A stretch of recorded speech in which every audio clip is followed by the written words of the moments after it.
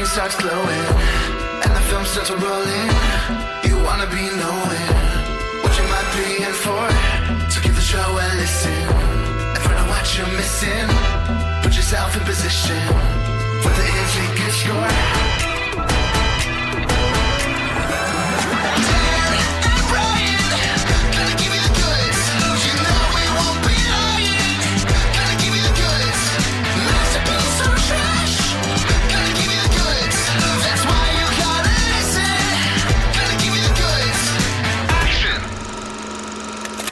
Hi, everybody, and welcome to The Goods, a film podcast. This is Brian. How are you doing this week, Dan?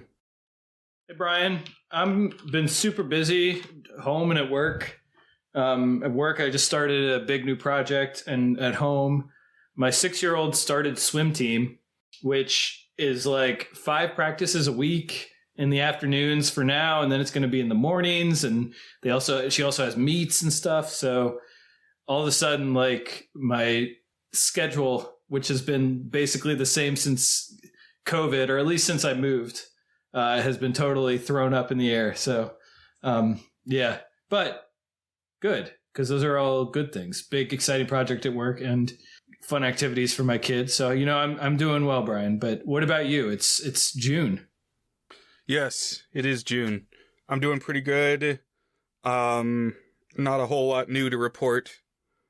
But I did watch a couple movies that I'm ready to talk about. I trust you did too, fitting in amidst all the runs to the swimming pool. Yeah, I did, yeah.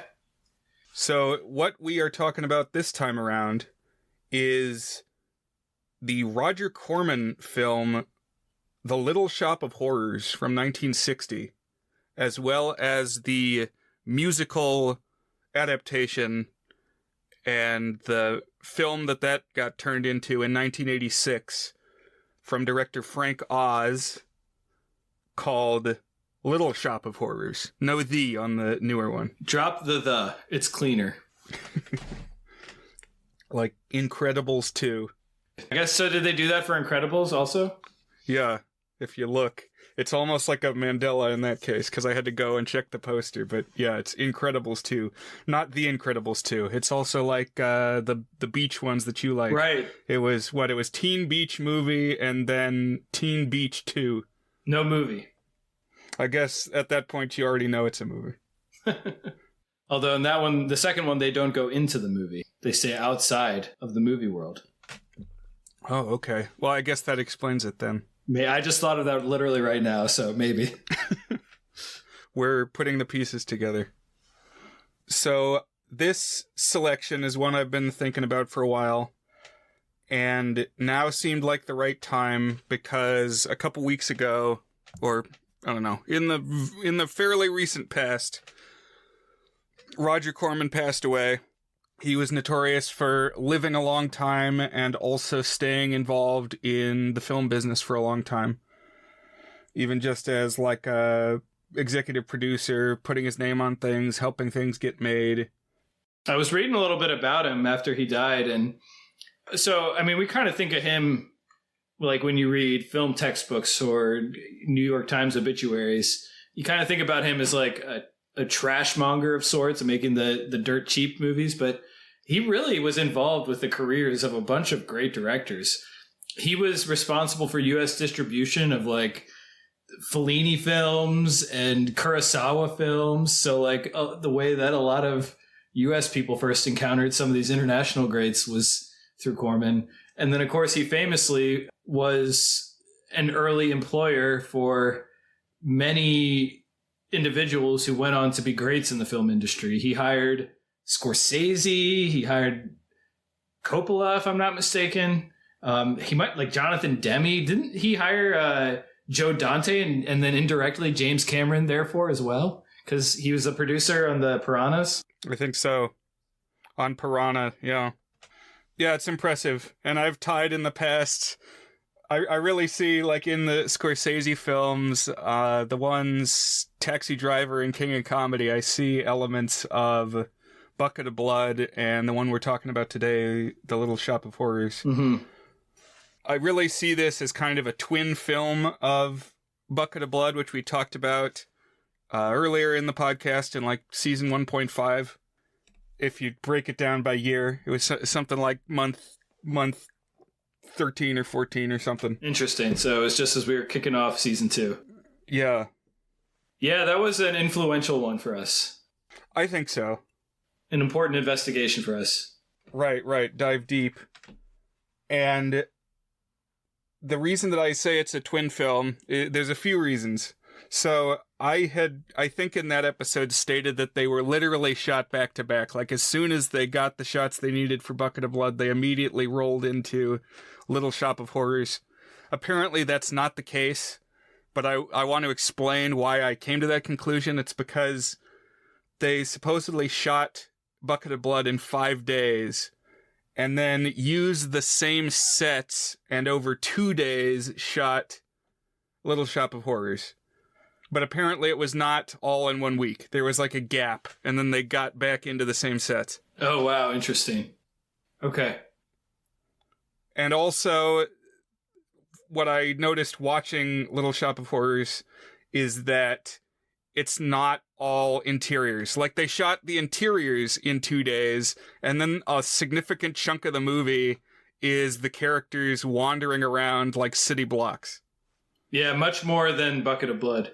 Right, so that stuff was not in the 2 days. That's what I would have guessed, yeah. Had you seen either of these movies before, Dan? No, I had never seen The Little Shop of Horrors from 1960. And I actually had never seen Little Shop of Horrors in any of its forms, the musical version, despite it having some shared DNA with some things that I like.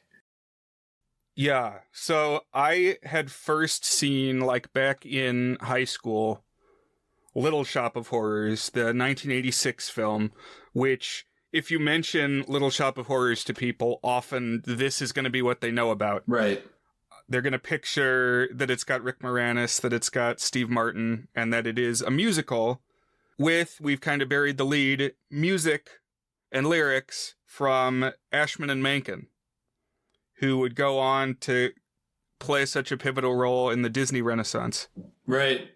I mean, it's an overprescription of a sort of auteur theory, of a hero theory, to say that they were the ones responsible for the Disney Renaissance. But in some ways they kind of were, because like their vision on The Little Mermaid is what basically, hey, we're going to make these into big, colorful Broadway musicals that are like just teeming with well-written words and lyrics and incredibly catchy tunes that you want to play on the radio and you want to sing to yourself for days on end.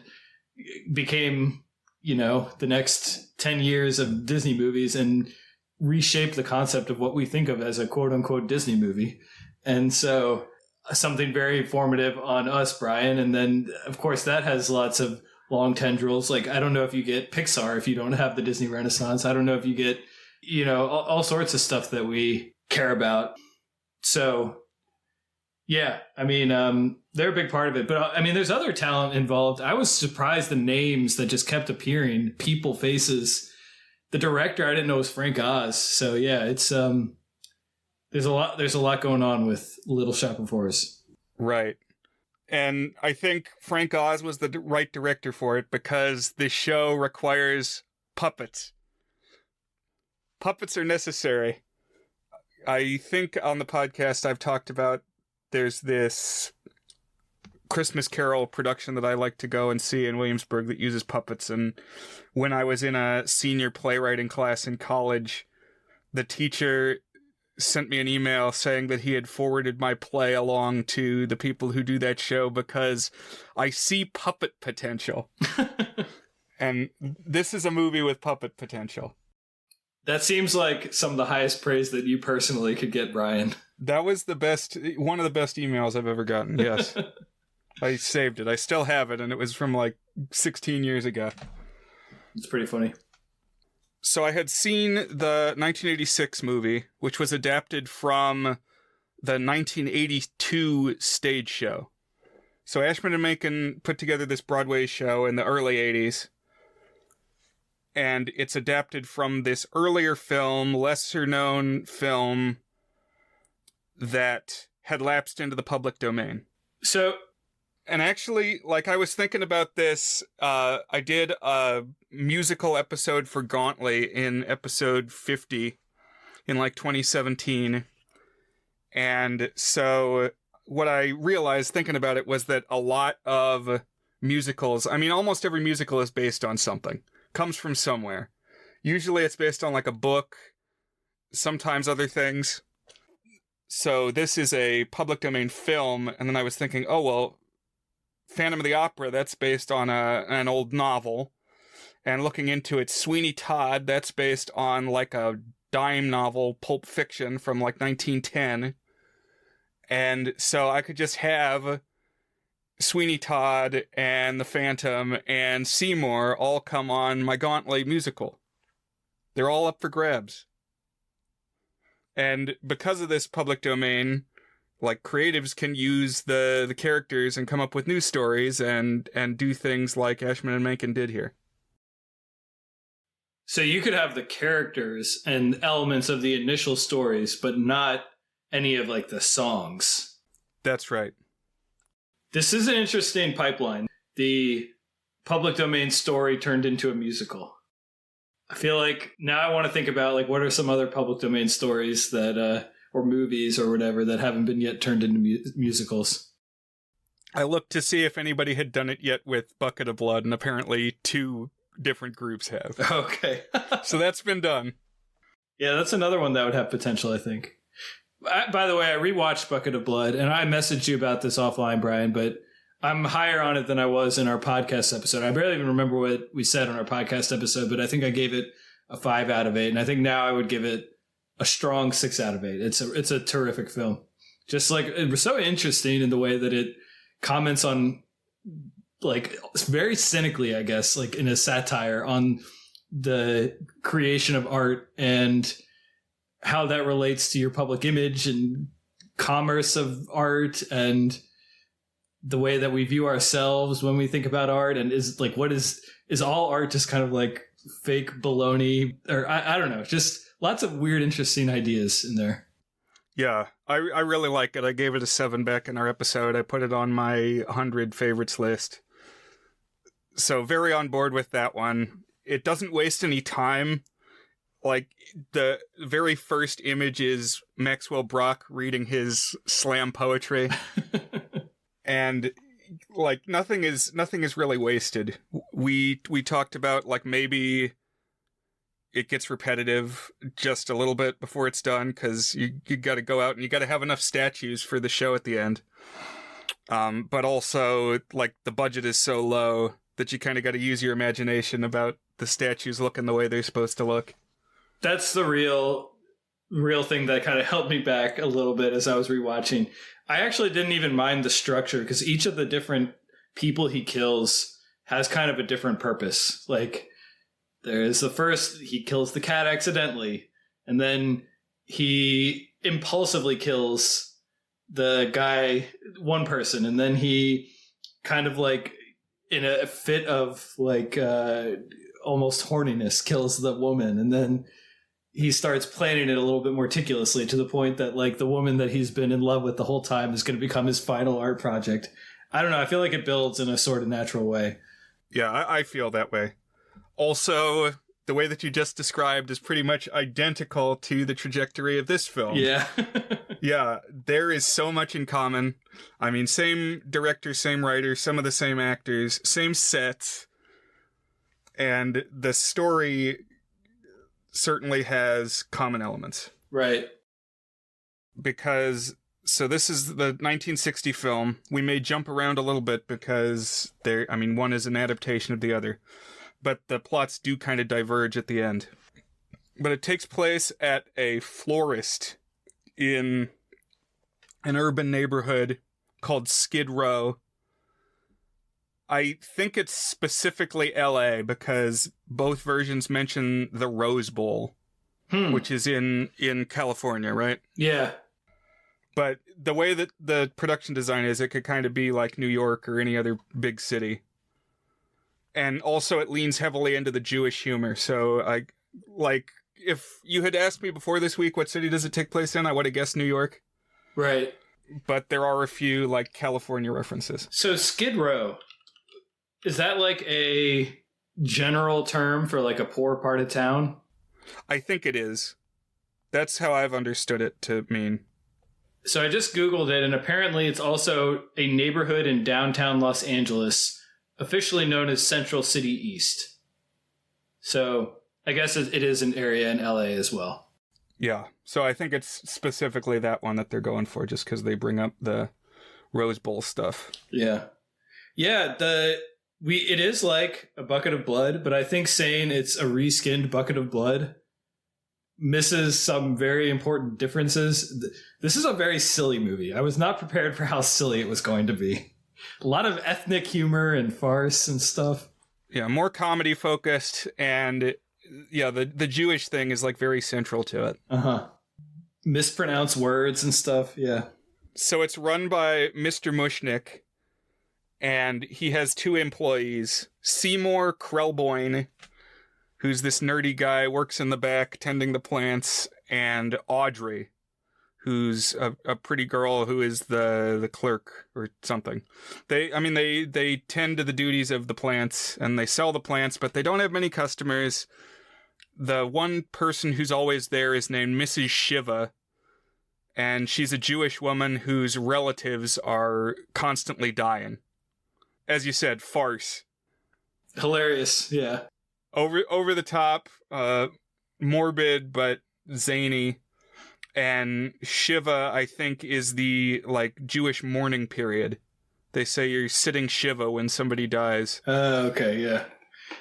Also, Dick Miller, the star of Bucket of Blood, appears at the beginning and like he eats flowers, and like I didn't quite understand what was going on. I was like, what is happening? Is he's putting salt and pepper on them and talking about the different kinds of plants like it's like a gourmet restaurant. This is so weird. And this is important because Dick Miller, he's like the tastemaker. If this film has Maxwell Brock, this time Dick Miller gets to play it, because he's like the cool guy. He walks in and he says, if you have unusual plants, it can really build up an audience for your business, and everybody will flock here and you'll make a bunch of money. And not sure I buy that, by the way. That's a bold proposition. And specifically why Dick Miller likes them is to eat them. Yes, he eats the flowers. And with this idea planted in his mind, Seymour says, well, actually, I do have something new that might pique the public's interest. And he brings out this little flytrap thing, a plant with a mouth, a piranha plant from Mario, and he sets it on the counter, and it's this little thing like the size of a hand with a pod that can open up. So it happens so fast in the 1961. Now, in the 86 one, we get a whole origin story for it, which I really like that number. But do we know where he gets this from? Yes. So he mentions that he made it.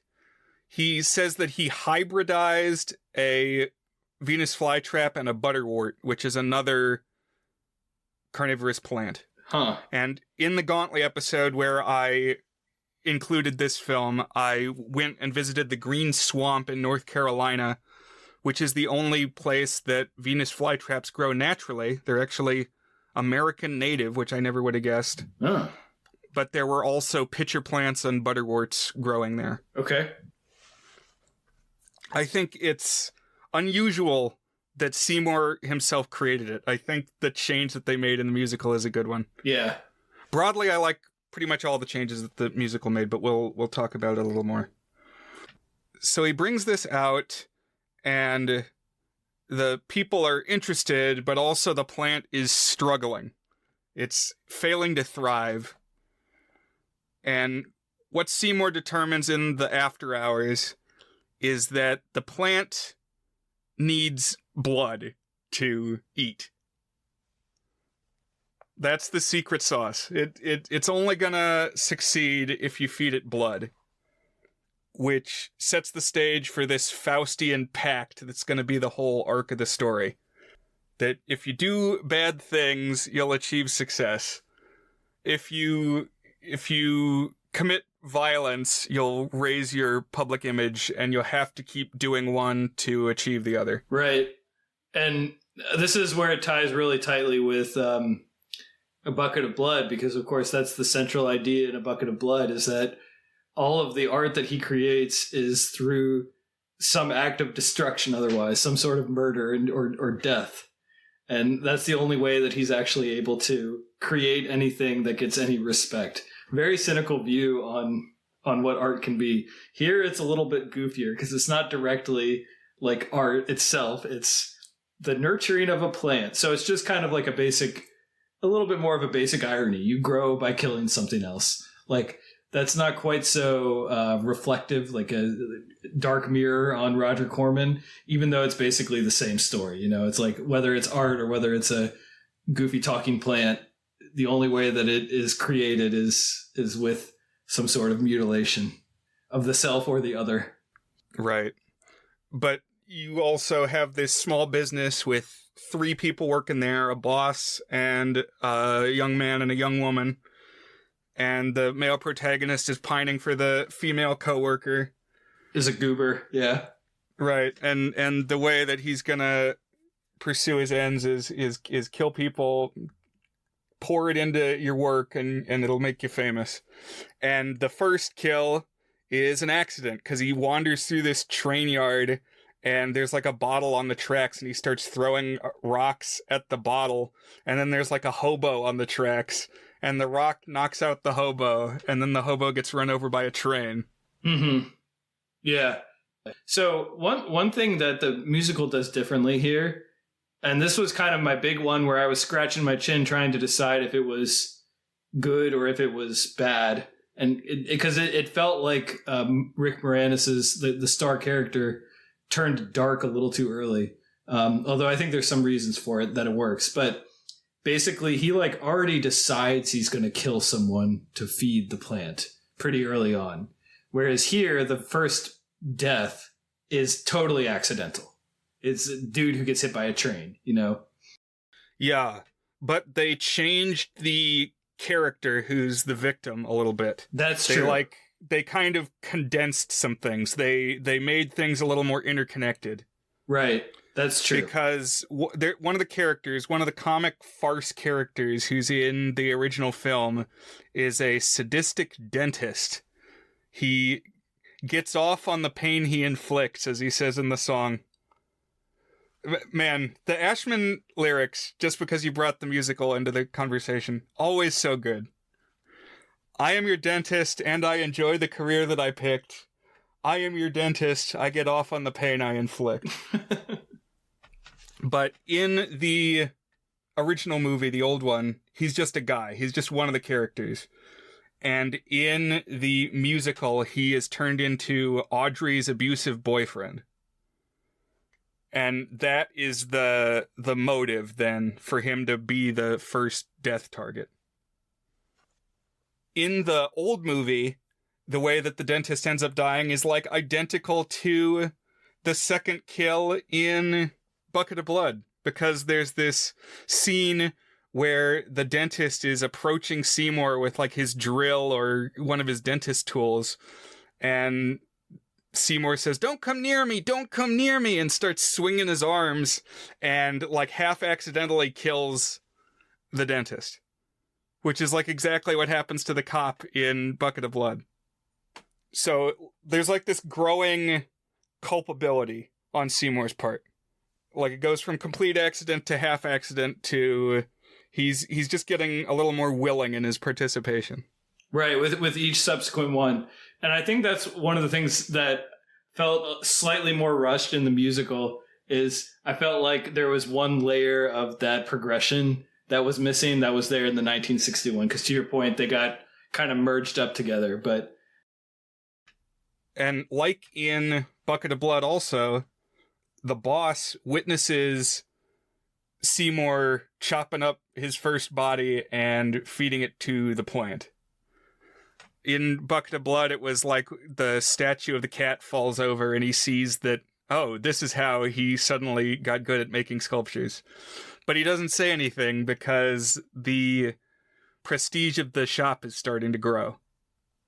So even though he knows the method, he's going to keep mum about it. Right, and this is pretty much the same idea as Bucket of Blood too, because there he's like selling the famous art pieces for thousands of dollars, and here he's got the shop growing. This one I also was really thinking of Sweeney Todd a lot more, because it's just like, I don't know why it didn't quite click so much for me in the Bucket of Blood, because it is still basically the same thing, but the sort of violence as the actual mechanism of the wheels of commerce for this little shop to go to successful, very much the same thing as Sweeney Todd. So the plant is growing. Each time it gets fed, it grows bigger, and then you've got a bigger puppet. And like with Bucket of Blood, I would be curious to see this movie with a little more budget behind it. I want to see, like, a little more puppet money. And luckily that's what we got in the remake. But it can't move very much in the old one. And it's voiced by the writer of the film, Charles Griffith. The plant's name is Audrey Jr. So Seymour named it after Audrey, his work crush. Now, it's in the musical, it's Audrey 2. Is it Audrey Jr. in the 1960? Yes. There are some funny, I should have written down some examples, but yeah, Audrey's tick in the old movie is that she's always doing like mondegreen, I think they're called mondegreens. Actually, that's when you like misunderstand the lyrics of a song. The malapropisms. Okay, she's doing malapropisms, and I think they're called eggcorns. When you say one word that kind of sounds like the one that you mean. Oh.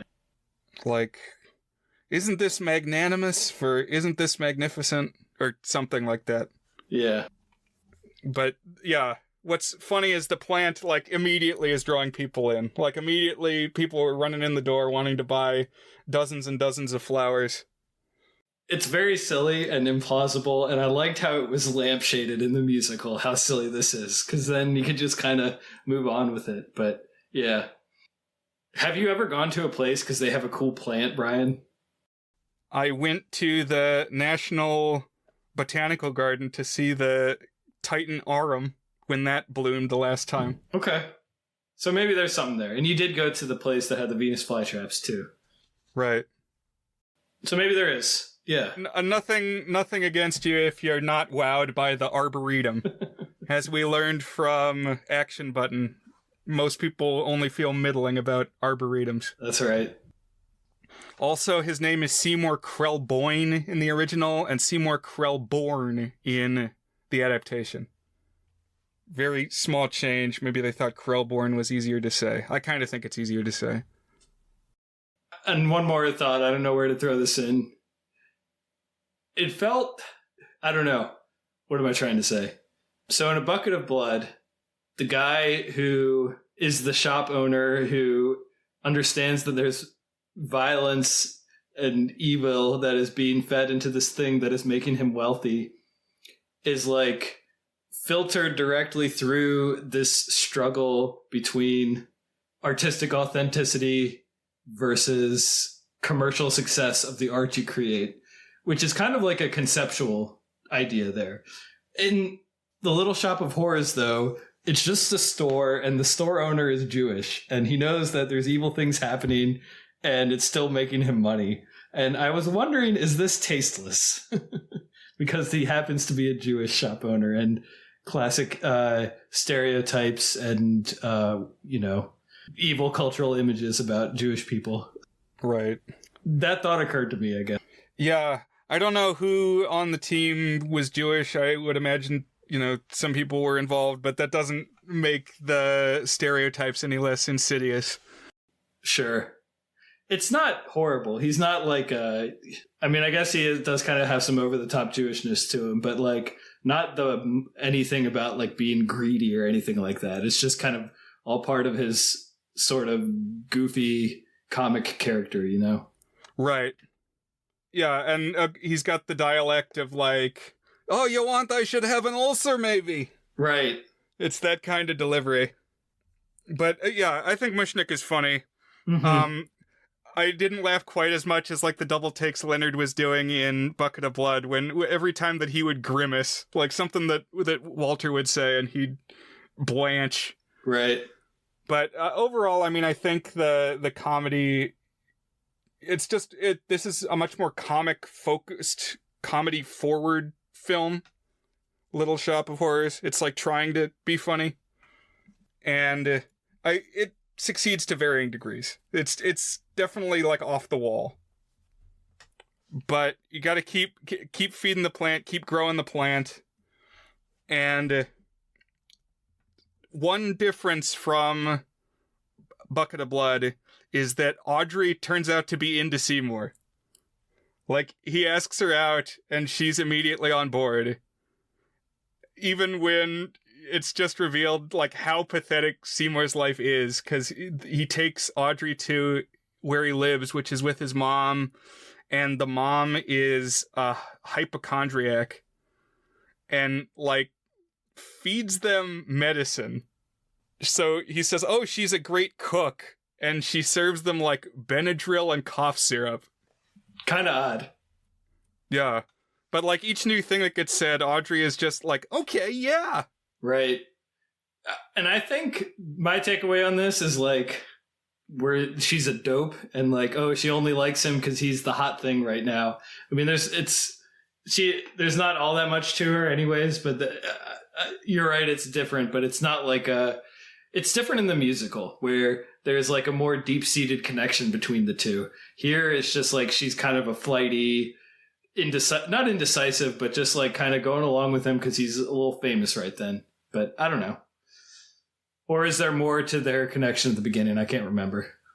No, she just seemed kind of nice to me. Like it wasn't clear to me that it was all because of the fame. Yeah. Yeah. So Seymour's profile is rising, the plant is thriving, and they decide at the shop that they're going to throw this big event for the media when the plant's blossoms are going to bloom. Like, it's got the big central pod, but it also has these flowers coming off of it. And like the local garden club guesses that on such and such a date, the flowers are going to bloom open. And so everybody's going to gather on that night and celebrate the plant and celebrate Seymour. And it's just like the big gallery show at the end of Bucket of Blood. Right. It's exactly the same beat. Everyone's there to finally coronate the new genius and the new creation. Yeah. Right. And there's the conversation between Seymour and Mushnick of Mushnick being like, well, hey, you're almost done with this, right? You're not going to have to kill too many more people. And Seymour's like, oh, well, I think it needs 3 people total.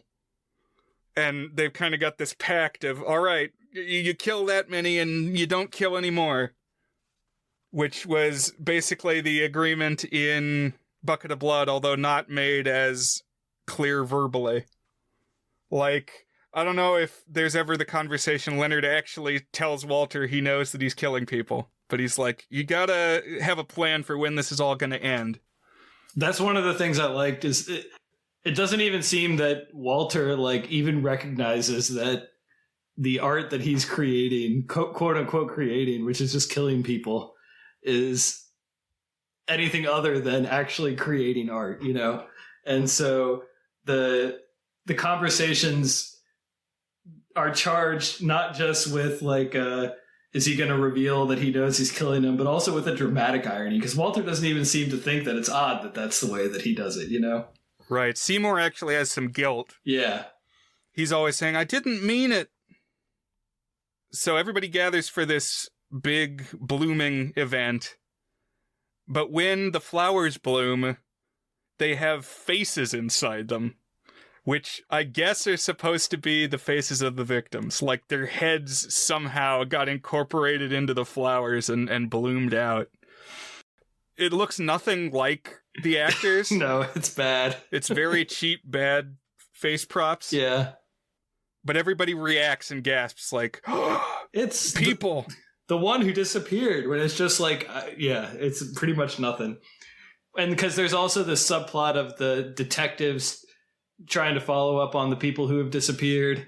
And they're like, oh, well, this explains it. The guy who has the plant has been killing them and feeding them to the plant because we can now see their faces here.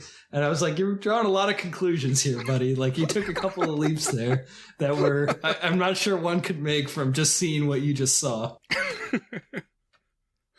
Yeah, hard to prove in the court. So Seymour runs off through the night because his method has been exposed, and the mob chases him down, and they kind of do a loop-de-loop through the city, and he kind of loses them for a bit and winds up back at the shop, and he goes to, like, attack the plant, and the plant eats him.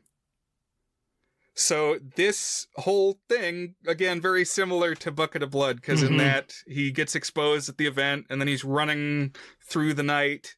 He escapes briefly, and then in his moment alone, he, like, I think he hangs himself, but he, like, covers himself in clay. So it's like he became one of his own sculptures, and here he also gets subsumed into the project, gets eaten by the plant.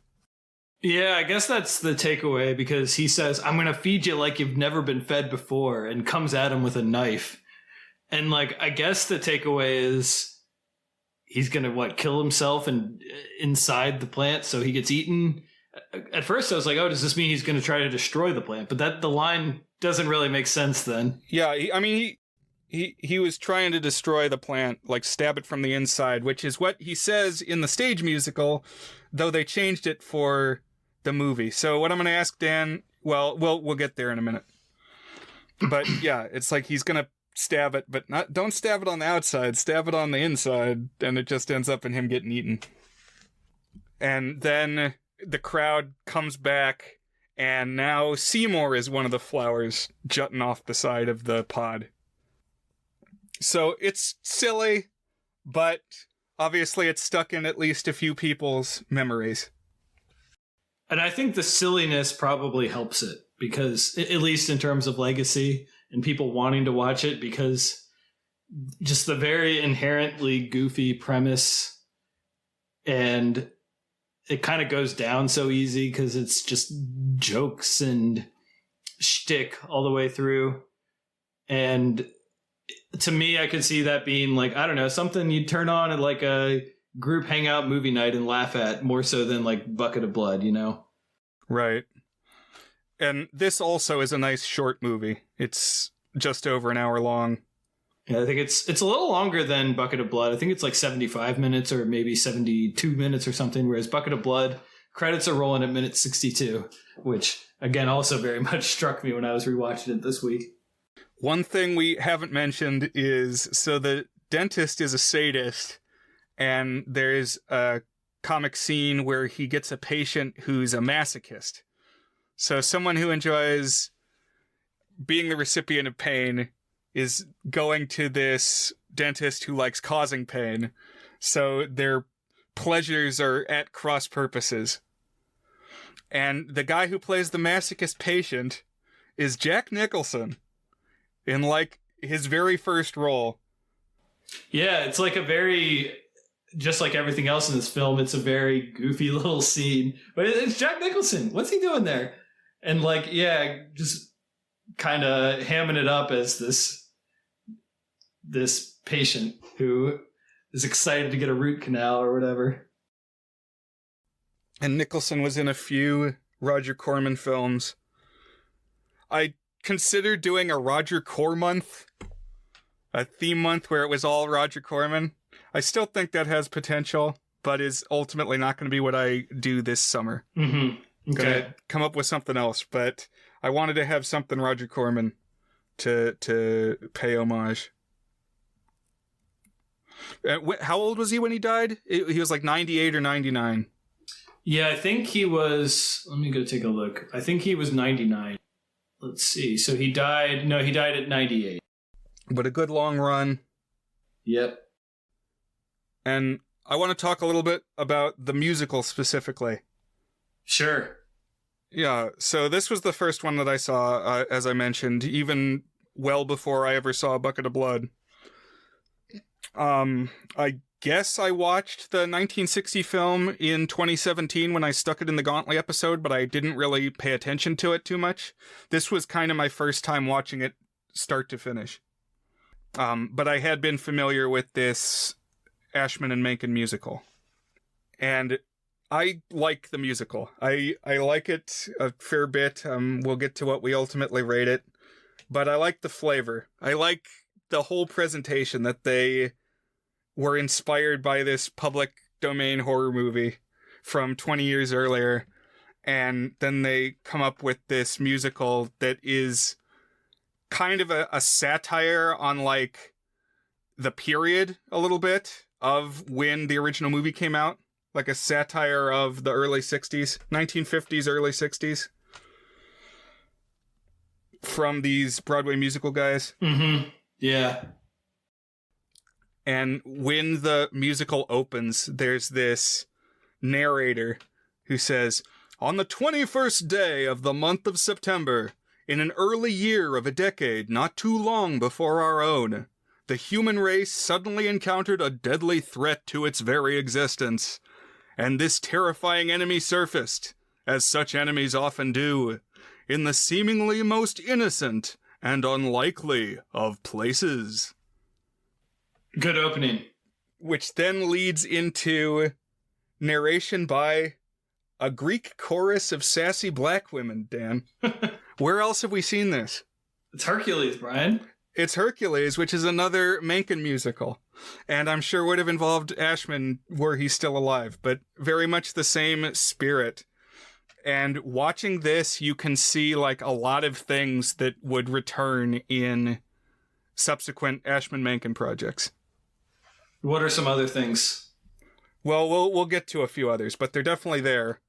And this framing device where you've got a Greek chorus of like a black girl group, obviously reused as the muses in Hercules. And I think they were really enamored with black singers. Like, they wanted to make the genie black originally for Aladdin.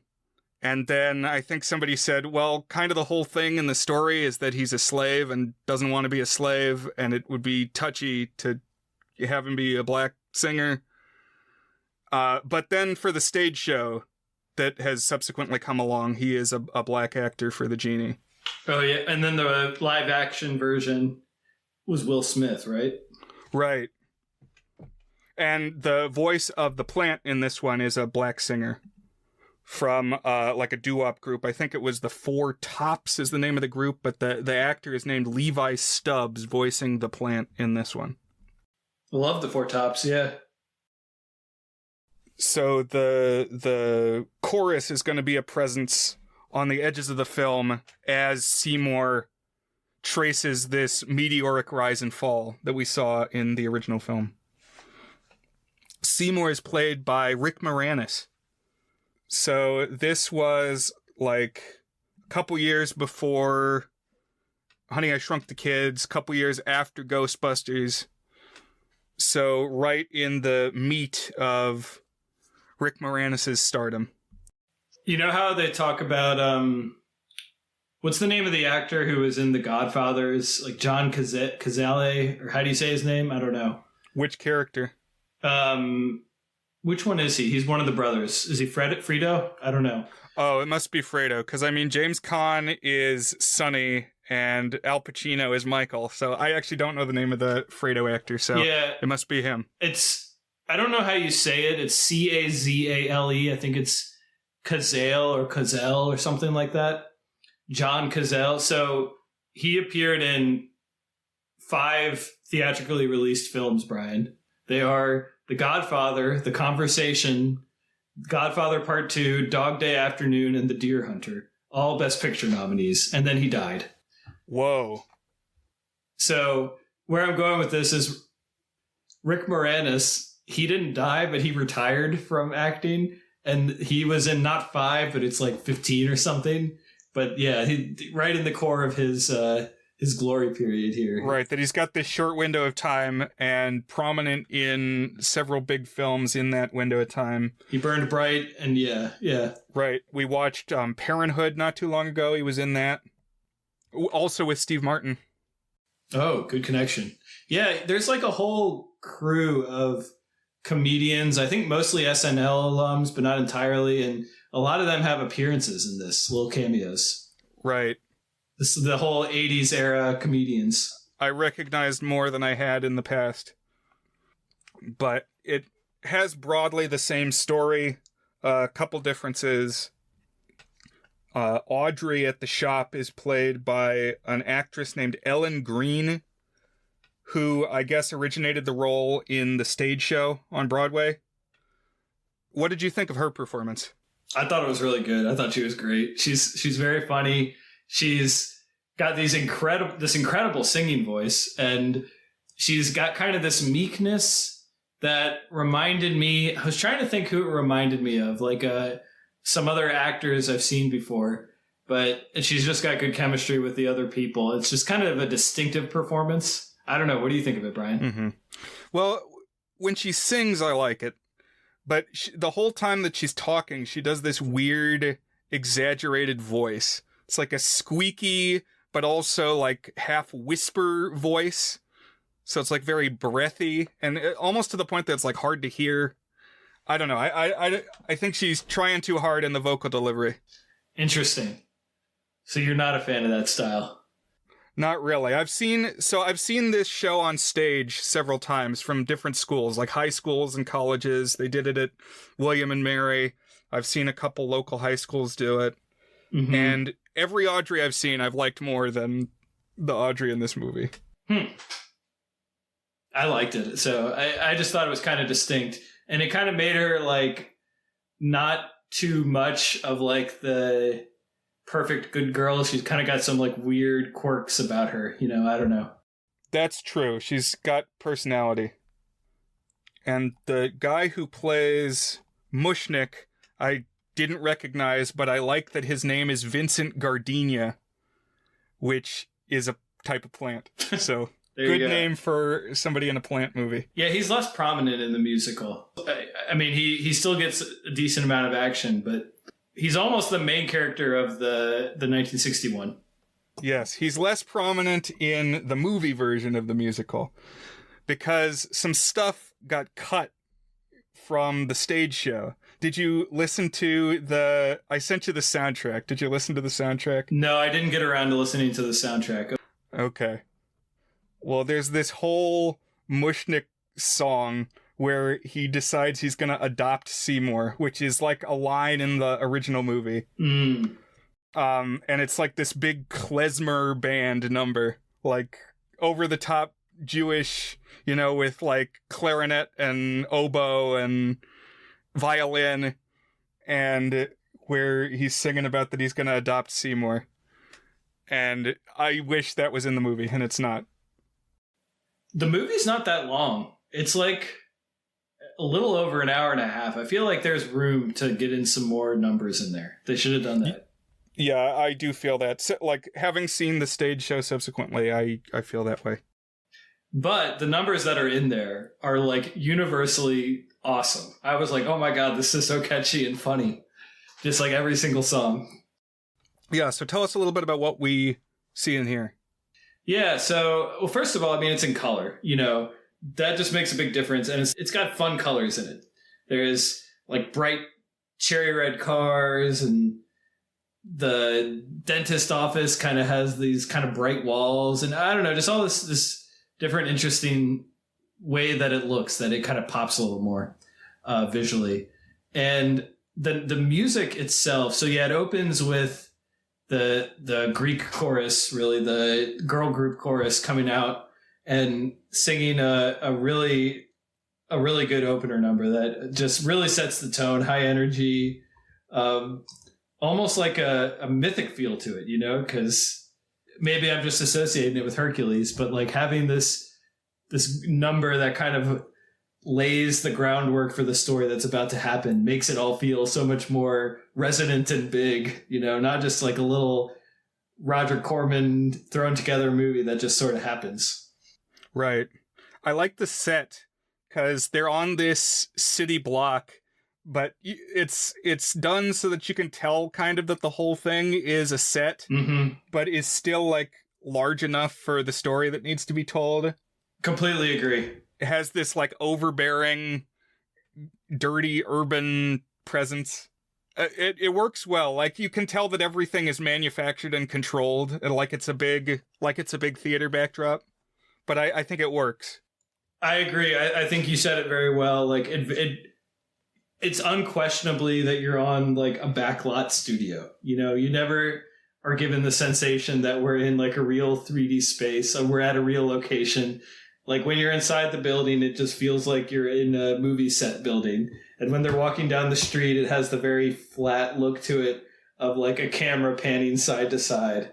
And there's an interesting relationship with artificiality that this film has, because it does lampshade some of the sillier and more contrived elements of the story just a little bit, which kind of plays it up. And then some of the looks and like musical numbers, the things really do look extra fake. Like not just, oh, we're in a movie set, but like it's almost like a plastic thing that we're looking at too.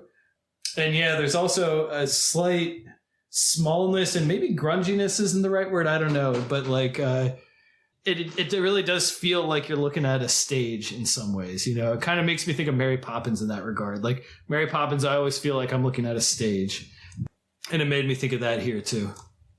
But one of the early numbers is called Skid Row. It kind of leads into Skid Row from the opening song, where they're singing about being trapped in this poor area of the city and that they want to get out. That's their I Want song, is got to find a way to get out of Skid Row.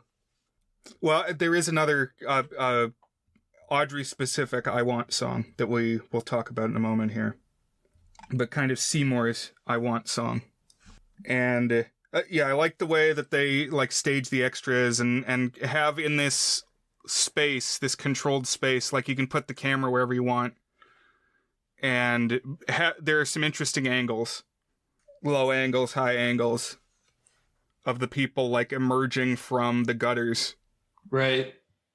And later in the film, when we get more of the plant, there's at least one, maybe a couple of shots where it's like shot from inside the plant and framed with the plant's mouth as like the border of the frame.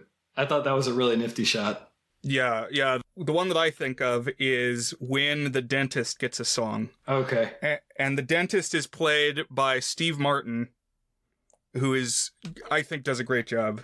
Yeah, no, he's very funny. But throughout this movie, you can tell that it's Muppet / Jim Henson Creature Shop adjacent production, because it's helmed by Frank Oz, and I'm sure he was drawn on his Muppet friends. Frank Oz, who is kind of the St. Peter to Jim Henson's Jesus. He's like the preeminent Muppet apostle. He was Fozzie to Henson's Kermit. He was Miss Piggy. He was Bert to Henson's Ernie. Like the right-hand man. Mm-hmm. And then got to flex his chops occasionally as a director. But anyway, there's puppets. There's physical production design use of puppets, and in this dentist scene, there's a camera shot from inside a mouth, and you can see like the glistening saliva and the tongue moving around, but like obviously you couldn't put a camera in somebody's mouth, at least, well maybe now you could with a really small camera, but then it's like a convincing but also still artificial mouth puppet built around the camera, and it's cool. Yeah. So the main puppet is, of course, the plant that we see throughout. I was kind of gobsmacked at the puppetry on this, Brian. Like, I was a couple times I had to double take. I was like, wait, was that CGI? Because like the whole plant just formed like a facial expression as if it had like an entire face full of muscles. Right. It can do all the phonemes, all the letters, and it's huge and has a presence and is very mobile and expressive, like you said. And yeah, it has an intentional, I think, sort of uncanniness to it because it's a puppet that also reminds me a little bit of CGI that can be a little uncanny. I think it looks better here than any CGI would, just because it's kind of cool that it's very much in the space and interacting with the stage and like the props and the characters and stuff. But there is an artificial element to it as well. That's kind of, I've heard this film described as campy. I don't know if I'm qualified to say what is camp and what is not camp, but there's an element of that in like the way that it's kind of silly in a different way than the original 1960 Roger Corman is. Like it's playing with artifice and like over the top acting performances and such, things like that. Bright colors. Right. So I think we mentioned in the older film that the plant talks, but we kind of undersold it. Like, I didn't really talk about what the plant says, because after Seymour learns that it eats blood by, like, feeding drips and drops from his fingers, the plant starts talking to him and says, "Feed me!"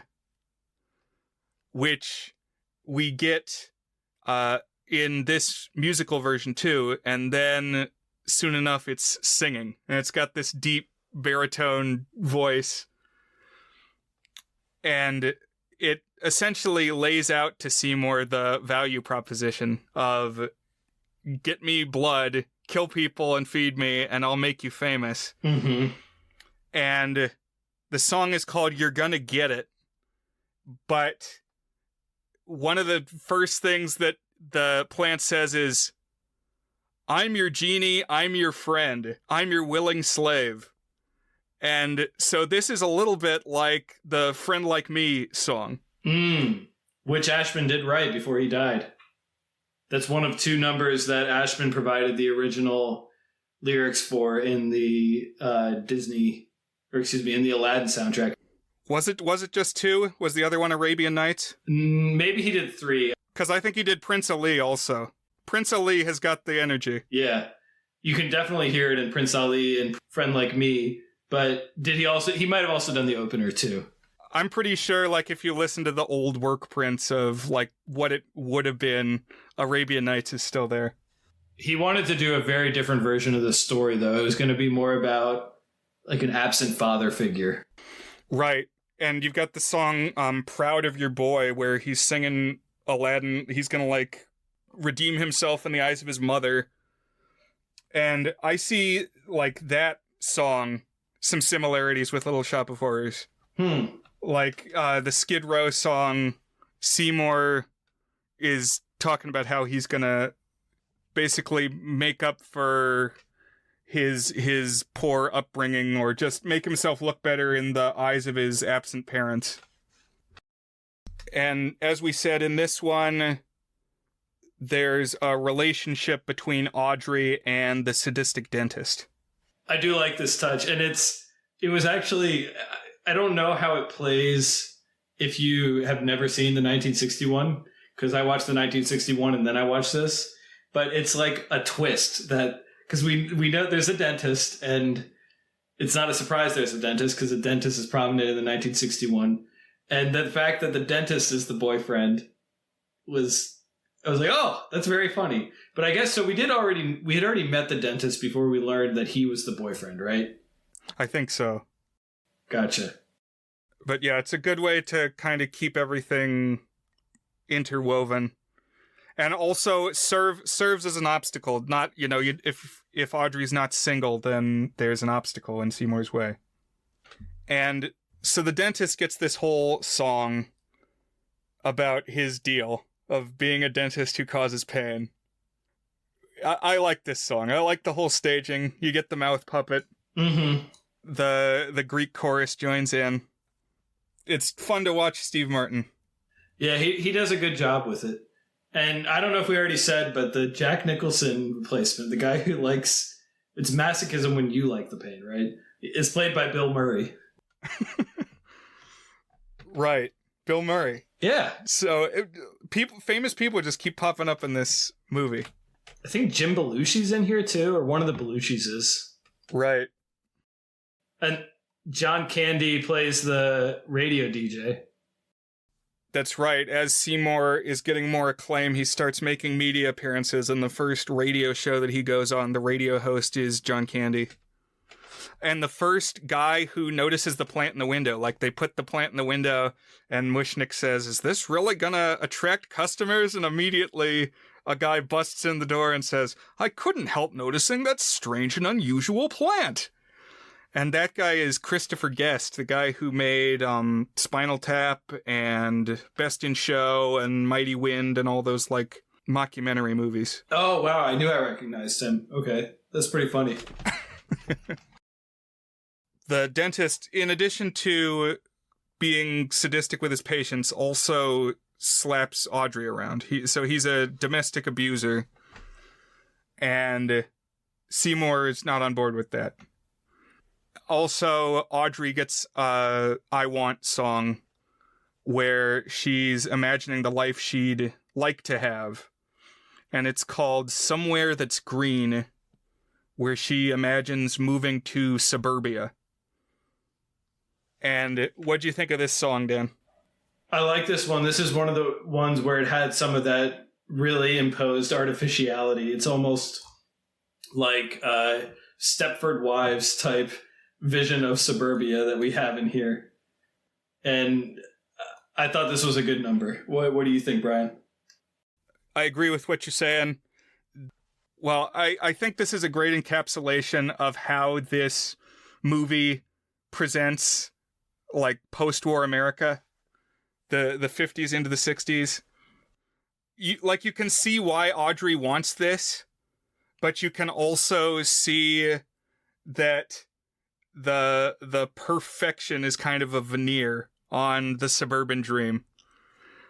Like that it's kind of shallow. You can see how it's better than what they have in Skid Row. Like the opening line of the song is a matchbox of our own, a fence of real chain link, a grill out on the patio, disposal in the sink, a washer and a dryer and an ironing machine, in a tract house that we share somewhere that's green. Like, these are very pedestrian and consumerist desires. It's kind of like The Crowd. Like, it's still a life of your own, a house of your own. Getting away from the grunginess. So I think in the postmodern era, the 50s and specifically 50s housewives have kind of been framed as like a form of captivity. Like during World War II, women went into the workforce and then the men came back and the women were kind of expected to recede into this domestic role. And that academics and media types kind of see that as a step backwards and like want to kind of poke holes in the idealism of that. So I think both sides of that coin are here in this song. I think it's very well said, and I definitely agree. Like, there's a lot of touches about it that are nice and romantic and believable, but that you also get like jokey. Postmodern is a good word to use, I think. Elements in there, like when they have the kids. One of the kids is a mini Rick Moranis, and one of the kids is a mini version of Audrey, and everything they like celebrate having the TV dinners and all that. I think you're spot on. Right. What did they say? Between our frozen dinners and our bedtime, 9:15, we cuddle watching Lucy on a big, enormous 12-inch screen. But what's really remarkable about this song to me is that the way that it ends, she's kind of having this daydream where they're on a little soundstage of a suburban house. Mm-hmm.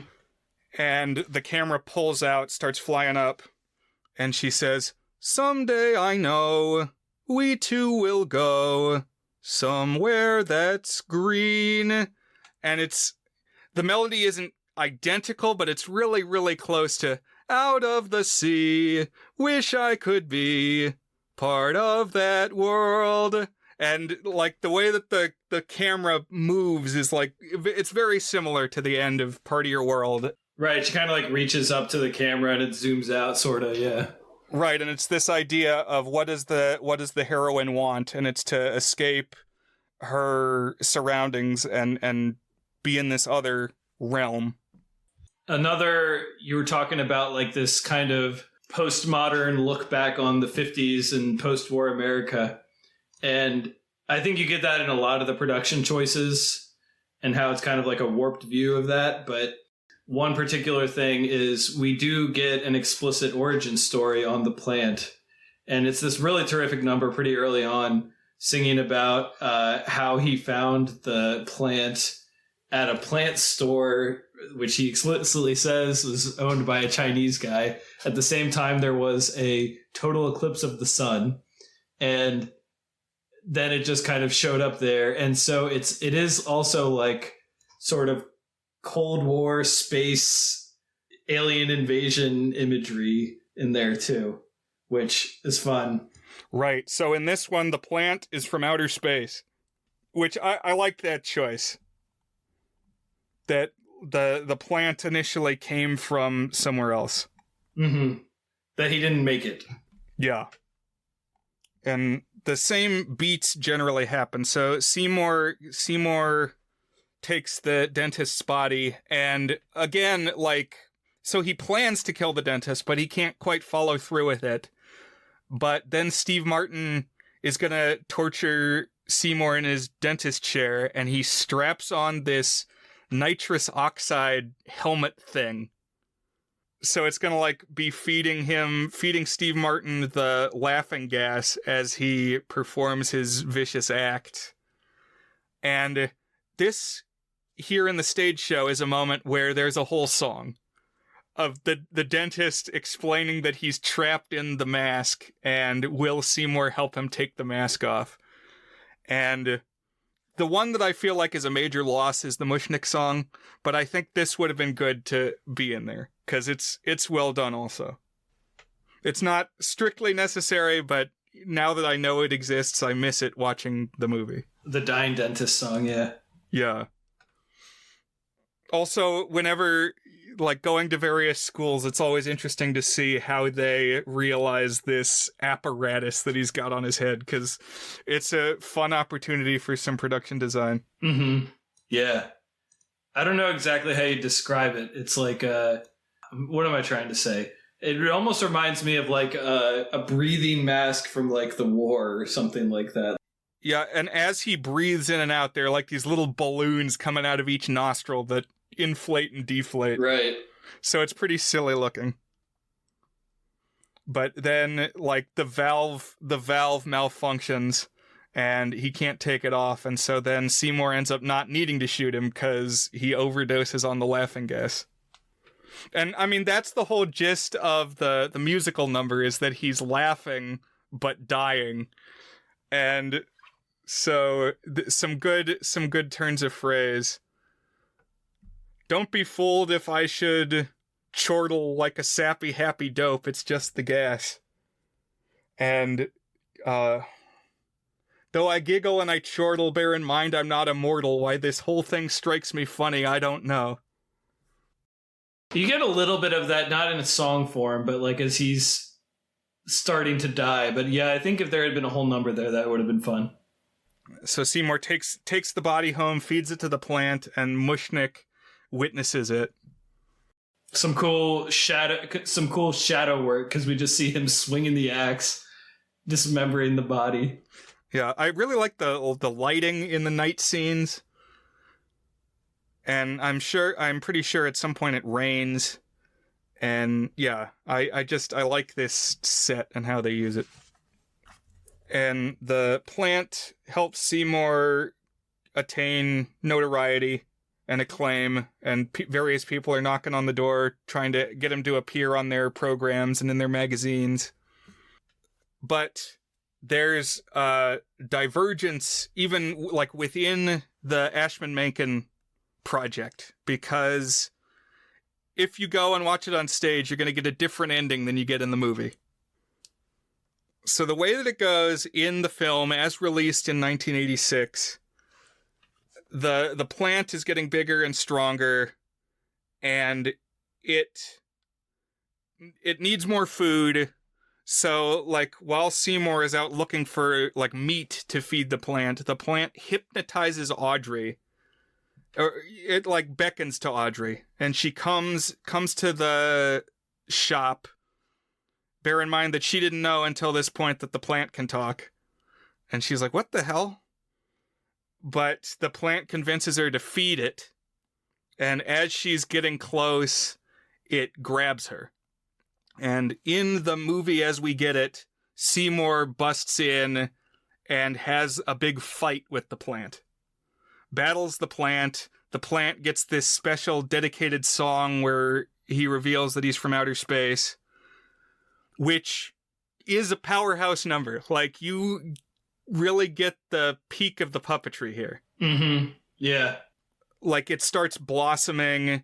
It grows vines that let it pull itself around the shop and start, like, punching through walls and picking up objects. One thing was, one of the interested parties from the media was this entrepreneur who said, hey, you know, if we take a graft of the plant, we can, like, sell seedlings, sell little offshoots of the plant, and then everybody could have their own Audrey 2s. So Seymour realizes that what Audrey 2 wants is to dominate the world. Get more of these carnivorous plants everywhere and just be eating the planet. And that, tied in with the attack on Audrey, motivates Seymour to have this big battle. And, like, as they're fighting, they bring down the shop around them. And Seymour kind of emerges from the rubble.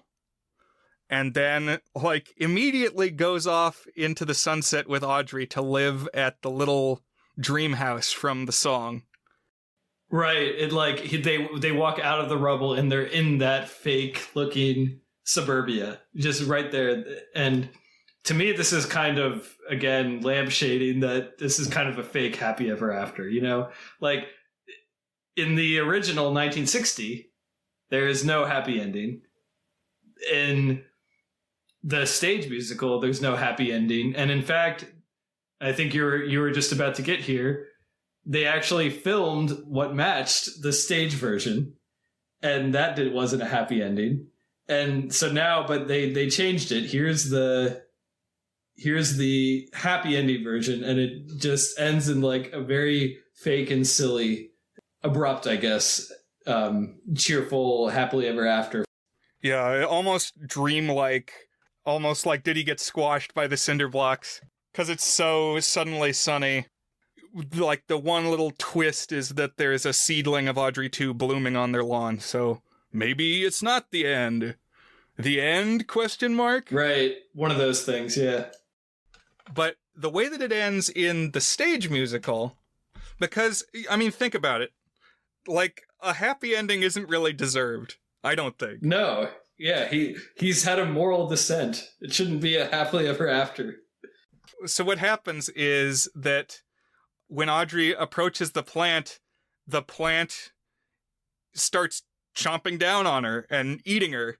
And Seymour runs in and is able to, like, pry her from the jaws. But she has this kind of melodramatic, I'm dying. I'm not dead yet, but I will be very soon. And as she's, like, writhing around, she sings a reprise of Somewhere That's Green because she asks Seymour to feed her to the plant. She says, I just want you to have all the fame and fortune that you deserve, Seymour. So feed me to the plant, and then I'll always be with you in a way. And I'll finally be somewhere that's green. And so he reluctantly scoops her up and feeds her to the plant. And then when he hears about the seedling guy wants to take the graft of the plant and realizes the plant's going to take over the world, he does like in the 60s movie where he lunges at the plant with an axe or whatever. Like he's going to chop it apart on the inside, which, again, not a great plan. Like, I don't really see how that's going to work for you, Seymour. You're stand a good chance of getting eaten. And then he gets eaten. Yeah, that's exactly what happens. And then, because nobody's around guarding the plant anymore, the entrepreneur comes back and takes the clippings. So then you get this song where the Greek chorus comes out and says, subsequent to the events you have just witnessed, all across America, these plants did the same thing you just saw happen.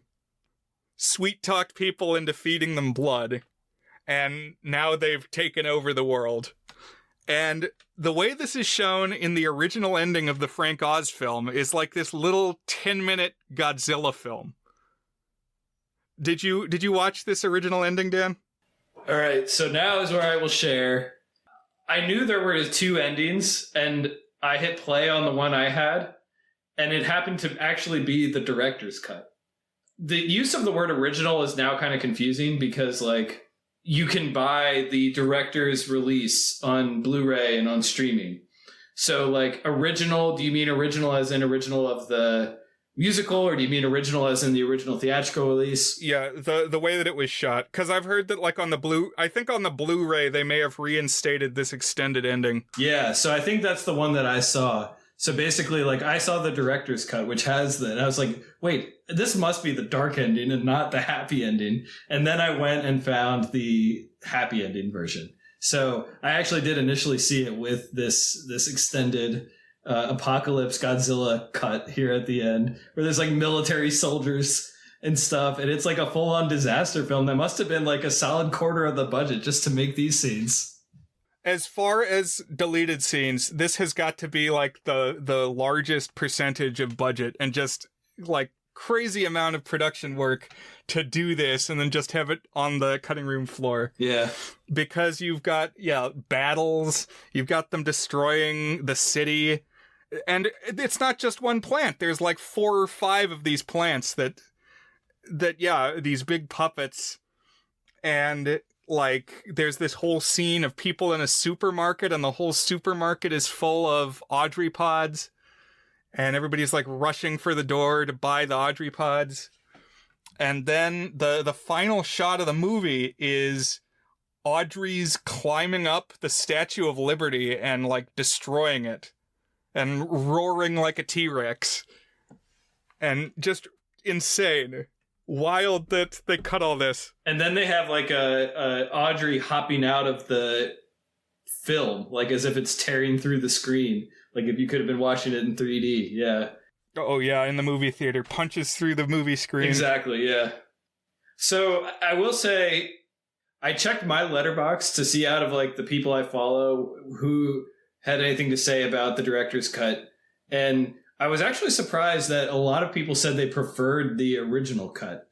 I would have thought more people would have been on the side of the dark one, but I think there's actually something to be said for the happy ending. Like, I don't know, it kind of ties a nice little bow around the characters and the story. Like, that's kind of how, separate from the themes of this film, that's kind of how you expect a story like this to end. Like, oh, they end up happily ever after, riding off into the sunset, the monster defeated. Like, that's the arc of a monster movie in general, you know? And of a musical, a cheerful musical in general.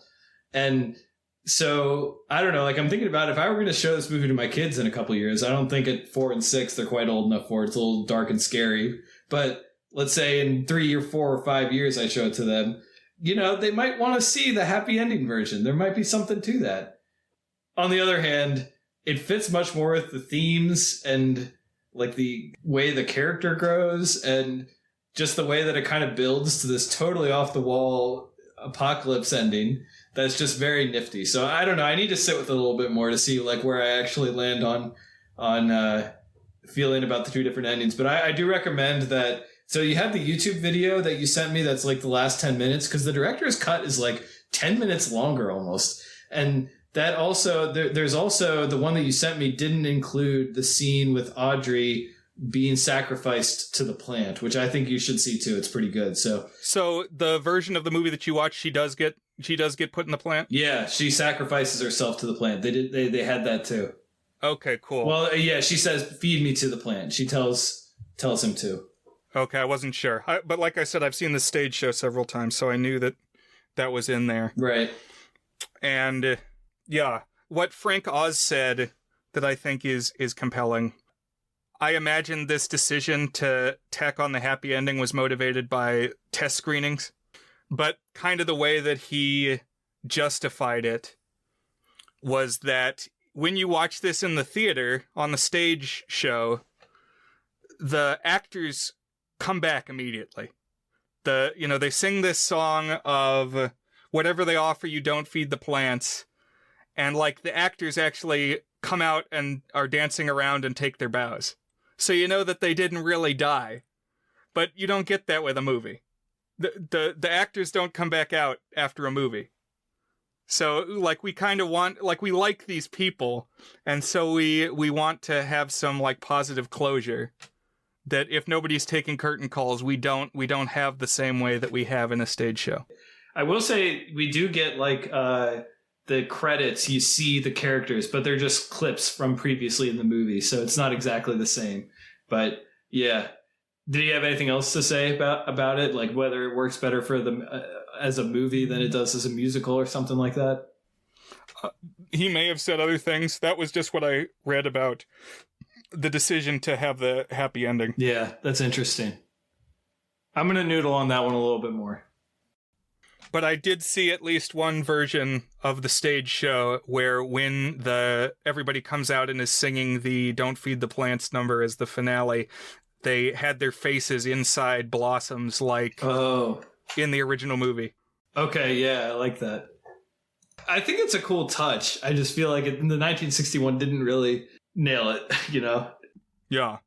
So that's The Little Shop of Horrors and Little Shop of Horrors. Did you have other, like, musical thoughts, Dan? Other musical moments that stuck out to you, or cameo appearances or anything? I mean, like, in general, I thought the music was quite good. There's the line in the original and here where he just says, "Feed me." And I like how that turns into a whole number. I think you might have already talked about that. I thought that was good. And when he tells the backstory of how he found it, I thought that was really good. So just like every little bit that gets turned into a musical number, I think really works.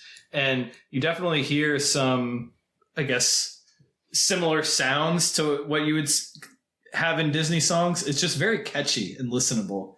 You know, Menken, kind of young Menken at this point, pulling in a lot of influences from, you know, girl group music, Motown music, pop music, Phil Spector music in the way that he writes it. That is just very catchy, and then ultimately would translate very well to Disney films too. That I like a lot. Yeah, it's got the Ashman and Menken flavor. Yeah, and the Ashman like intelligence in the lyrics, and some of it is like the words are so clever it's almost patter style, not quite, but just like there's like a density of language in it that's very pleasing. Right, and it like goes by so fast that you only start to appreciate it as you listen to it again and again. Right, which is why I definitely want to watch it again. I mean, in part to soak in the numbers a little bit more. Watching it back to back with the original film, I appreciated some of the things that I probably would have missed otherwise. Like at one point, so the Mrs. Shiva role is very downplayed in the musical, but she does actually call in and place an order. Like they say they've got an order from Mrs. Shiva. Okay, so there's like a little Easter egg there. Yeah, a little shout out. No Dick Miller character, nobody who eats the flowers. That's a missed opportunity, because that's just a funny thing you could have included in there. But it does feel like the people who wrote it, and I think Ashman has the sole writing credit on it, really knew inside and out the Corman film. Like, I imagine he'd seen it 100 times when he wrote this. Yeah. I think it's a good choice of elements to include and good presentation of the story. Right. And I think they really did a good job of making the characters, Audrey, and what's Moranis' character's name? Seymour. Yeah, Seymour. Oh, right, because they have a little romantic number, which is Suddenly Seymour. Yeah, that's the one that we didn't talk about yet that I want to talk about a little bit is Suddenly Seymour, which is just their love ballad. And I think that might have been the first thing I ever heard from this musical was like in one of the Thanksgiving parades, they have the Broadway casts come out and sing some song from whatever the show is. And at one point, a group did Suddenly Seymour on the Thanksgiving parade. And I was kind of curious. Oh, what is this? I think I'd heard that number before, too. It's a good one. But yeah, just in general, I like what it did with the characters. Like, I think they both had a little more color to them than they did in the original. And then I think one other difference I want to call out is what happens to Mushnik in the musical. So he does figure out, of course, what's going on. And I don't think you already mentioned this, Brian, that he basically eventually decides to tell Seymour that he knows what's going on, because he's like, I could tell the cops, or you could tell me the secrets of him. And basically tries to blackmail him and says that he's going to like keep the violent plant industry alive, which does not happen in the 1961. But then it basically results in Mushnik getting eaten. Seymour kind of like doesn't push him in, but like sort of walks him towards the plant, and then the plant kind of jumps up and eats Mushnik. Yeah. Which I thought was an interesting and unexpected scene. I liked it. Yeah, I would like a little more Mushnik, but I do think what we get is good. Mm-hmm. But shall we rate, Brian? Let's do it. Okay. So you're our guest, so you get to go first, and you can lead us in. So Is It Good is our signature section where we each give the movies a rating on our 8-point goodness scale, ranging from very not good, which is a 1 out of 8, to our masterpiece rating, toward a good, which is an 8 out of 8. So we'll start with 1960, and I'll go first. Is the 1960 The Little Shop of Horrors good? So I'm right on the line of a 4 out of 8, which is a good-ish, and a 5 out of 8, which is good. Like, there is a kind of freewheeling spirit to it. And I don't know, it's just kind of fun to see them take a goofy idea and just throw it out there. One critic that I read said it reminded him of like a really well done version of like make a movie in 48 hours project, or 24 hours, where it's like, which kind of is actually what they did. They had the sets for 2 days. So they did do that. I mean, obviously editing and all that would have taken longer, but just the way where like they kind of took a couple of goofy ideas, threw them together, turned it into a thing. It's kind of slipshod in the production, but that's part of the charm. I don't know. I kind of get it. It was just a little too wacky for what I was expecting. So I'm kind of right on the verge of a passing grade for it. I guess I'll land on a 4, a goodish. This might be a candidate for me to give it a bump up as I sit on it for a little bit longer, but I'm going to give this a goodish, a 4 out of 8. What about you, Brian? Yeah, same boat. I'm going to give The Little Shop of Horrors from 1960 a 4. It's fun. It's reasonably brisk. It's not tight the way that Bucket of Blood is, but it's like eerie. It goes down easy. It's got the comedy, which is sometimes hit or miss, but I like the energy. I would like to see it with a fancier puppet, so I'm glad that the adaptation exists. And yeah, it's cool to see what can inspire future creatives. And then that brings us to the 1986 musical Little Shop of Horrors, directed by Frank Oz, written by Howard Ashman. So I really like this one, Brian. I had a ton of fun with it. I think the whole presentation is really good. I think it's just got a kind of unique flavor to it. Everything about the way it looks and the mid-century vibe of it, and the setting is unique. And I don't know, the music is really, really good.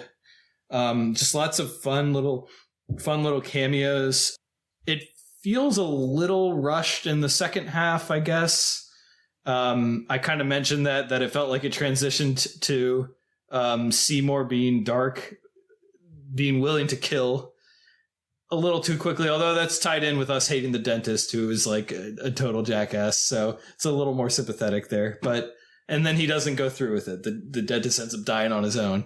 So that's maybe not that much of an issue. The puppetry is phenomenal. And then, yeah, the score, man.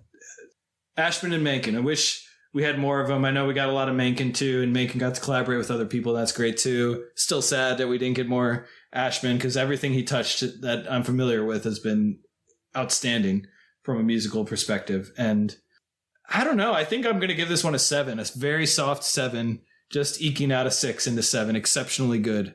I really, really dug this, Brian. Little Shop of Horrors, exceptionally good for me.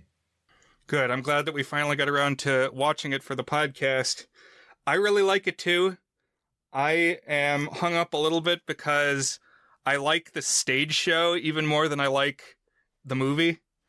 I really like the Mushnik number and just some of the things that I notice. It's like I watched the movie first and then I saw the stage show, and now going back to the movie, I'm just aware of like things that are missing. But I do really like it. I like the stage design in the movie, and the puppetry is amazing. They got the right guy for the job when they got Frank Oz.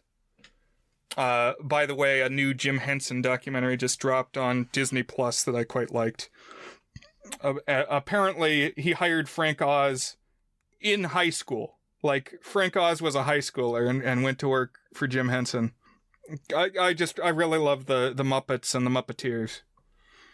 And the music, you've got Ashman and Menken at work, really like debuting on the stage, giving some of the feeling and presentation style that we would get in the Disney Renaissance follow-ups. So I think I'm going to edge just into a 7 for the movie as well. I put it on my list of 100 favorites. I feel like it's a very me movie. I wish Rick Moranis had done more than he did. Just as a film career, he kind of pulled back. I've heard talk in recent years that maybe we'll get something more with Rick Moranis, but everybody's getting old these days. It's like it wouldn't be the same, but I'd still be game to see what he decides to do. I mean, this is almost 40 years ago, you know? And yeah, that was fun. Cool. Little Shop of Horrors and The Little Shop of Horrors. Well, I guess it's my turn to pick. And Brian, it's early June, which means that we're coming up on my birthday. It's a special time of year. Yeah, so I almost don't want to do this just because we've talked about a lot of animated stuff recently.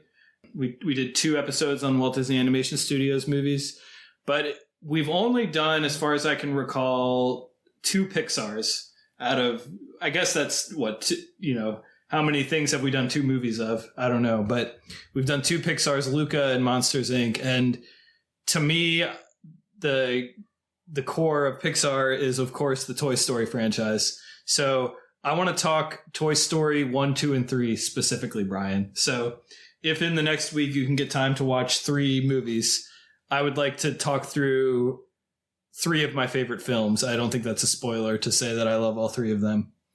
Just celebrate them and some of the things I love about them and what works about them and why they're all interesting. And